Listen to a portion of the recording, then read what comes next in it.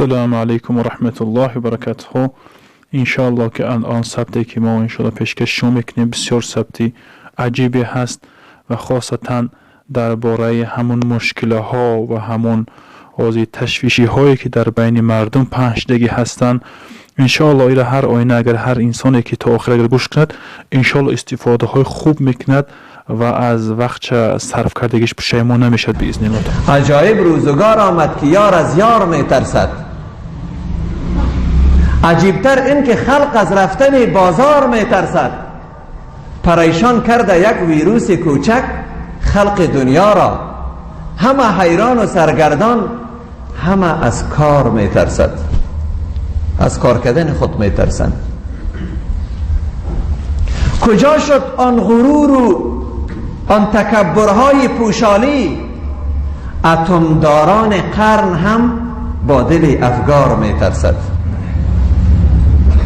ز یک ویروس بینام و نشان دلها هراسان شد.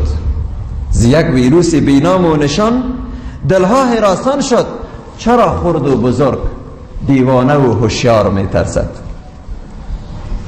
اگر علم این همه پیشرفت کرده در جهان امروز، چرا از دستگیری دروازه و دیوار میترسد؟ حتی دروازه هایشان باز میمانند. میگه با دستگیره که دروازه که دست زدی و دیگه کس هم دست زد، ویروس شیوع پیدا میکنه. شما با این تکنولوژی تان از دستگیری دروازه میترسین؟ الله برای مردم درس داده رئیس. اگر علم این همه پیشرفت کرده در جهان امروز، چرا از دستگیری دروازه و دیوار میترسند؟ هنوز خوراک و داروهای کافی هست در بازار، چرا هم مشتری هم صاحب انبار میترسند؟ جماعت ها معطل شد، مساجد بسته گردیدند و از عبادت و از نماز و ذکر و استغفار میترسند. نی طواف کعبه و نی زیارت خیر البشر، بی توکل از تضرع با پروردگار میترسند.